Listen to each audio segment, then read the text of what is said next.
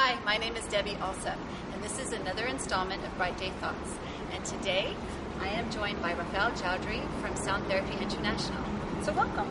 So tell us about sound therapy. What is it?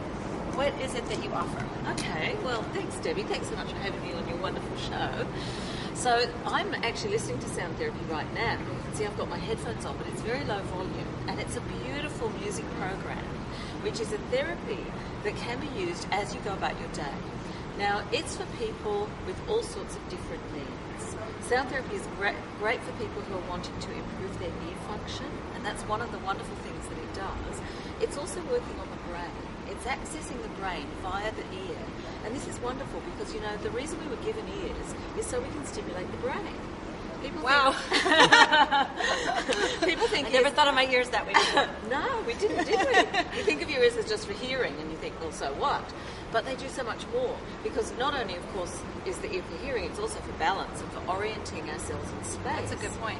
It's our instrument for communicating with other people, for situating ourselves in the environment, but it's also an access, a really valuable access point to the brain and the nervous system, so that we can get stimulation, vibration actually coming into the brain. Have they done any tests with profoundly deaf people to see if it's, you know, working on the brain or anything? Because I reckon that would be fascinating. Well, look, it's not an area where I can say we've actually done tests, but we have had accounts from some of our listeners, Debbie, who are severely hearing impaired, and one woman actually who was profoundly deaf, but she could hear a door slam or something like that, you know, some very, very basic sounds. And after using sound therapy, that improved, and she could then hear the cupboard door slam in the house and a couple of other environmental sounds, which, as you know, working with the deaf are very important, just to make it safer crossing the road and to know when someone's present and things like that. Yes, yes. So even people with severe hearing loss can get some benefit from the program. Great. And there are a lot of, I've heard, there are a lot of CDs out there that claim to help you with, I don't know, relaxation or whatever. They sound a little more limiting than what you're offering. Yes. Would you talk about the differences with what's out there, and so to help people figure out, you know, why they should choose your product? Yes, definitely. I'm glad you raised that, because yes, there are lots of ways that sound is used for relaxation, and it might be called music therapy, or it might be called sound therapy, and you can get CDs and they help calm you down. But this program is a very specific medically based program which is working physiologically on the ear, the brain and the nervous system, and it has profound effects on people. Not only can it improve hearing, as we've touched on, it can also help with tinnitus, which is ringing in the ears, which can be a devastating condition for people. You not be able to sleep. And for Americans, that's tinnitus. Yes, tinnitus. I'll be the interpreter. Okay, you're used to that. They're both correct anyway.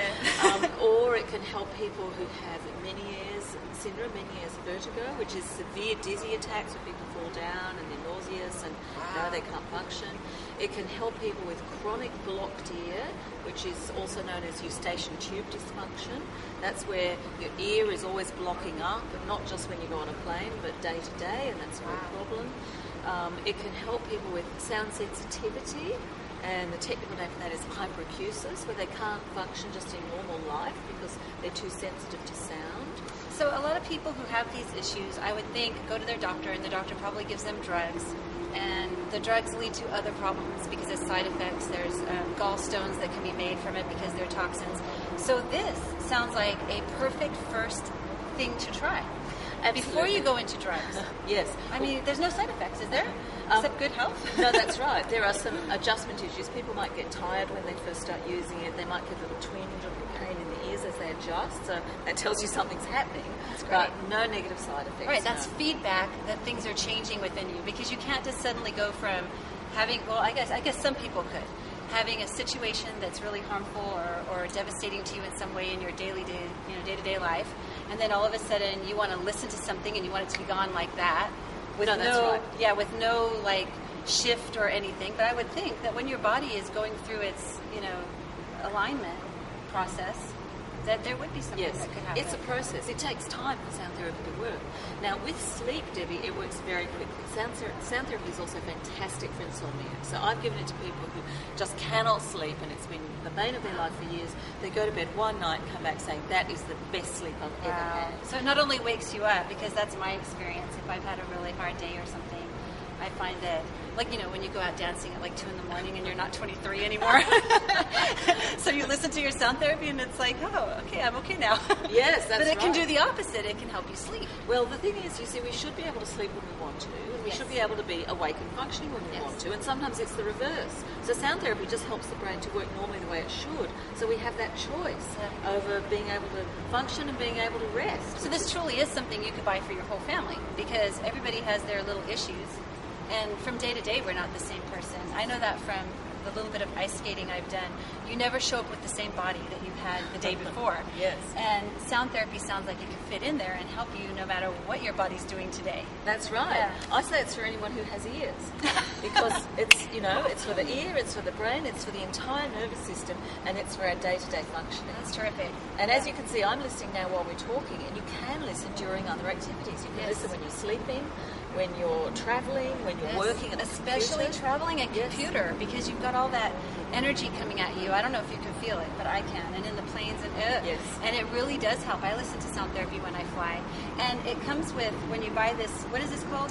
This is called the Mini MX2. This is our latest player, and this is the most compact form we've ever had for sound therapy. That's amazing. It is, and this is very high quality sound, Debbie. It's not an MP3 player, because MP3 is actually a low quality sound file. This is high quality sound, specifically tailored for sound therapy. So we do all our filtering to the music. We preload it on this little player, and you just hang it around your neck and you can carry on with your day.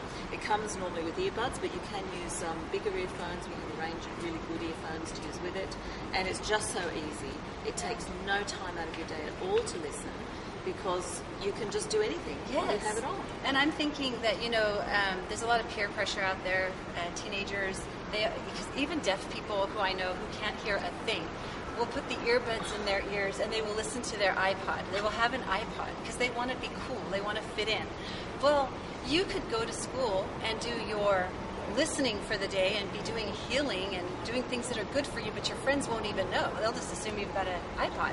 And it really helps students to study, Debbie, because students, you know, when they're doing their exams and everything, there's so much stress and pressure on them to perform, and it's a crucial time in life. Yeah, you're not kidding. Most of them are sleep deprived. They can't concentrate. It's really hard. Sound therapy could make the difference. Yeah. It can help them to focus, get the brain really working better, because it does help also with learning difficulties and concentration problems, things like ADD, dyslexia, even people on the autistic spectrum, you know, Asperger's and autism. It helps in all different ways. With all these conditions where we're not able to deal with sound, process sensory input, and focus and learn, sound therapy really makes a difference to all of those conditions. I don't know. I listen to it all the time when I'm sitting at the computer. You know, you just work away, and you can have your music playing. Like, I put my records on in the other room, and I can still hear them. I can still hear if the phone is going to ring.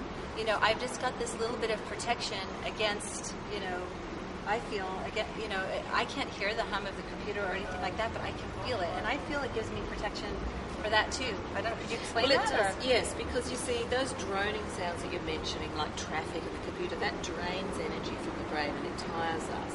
But with sound therapy, it's like you're recharging the brain, because you're putting in positive, complex, interesting, high frequencies, and these stimulate the brain and keep those pathways alive.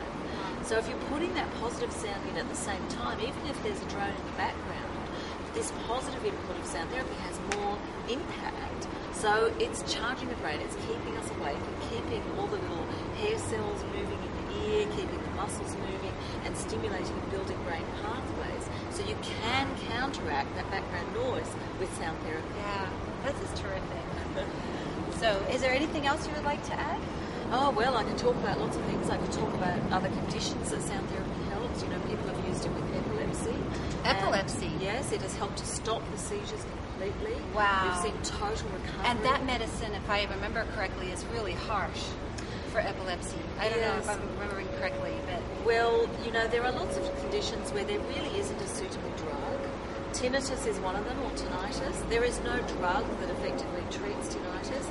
Meniere's, to some extent, can be controlled for some people, but isn't it better to actually treat the cause of the condition with sound therapy?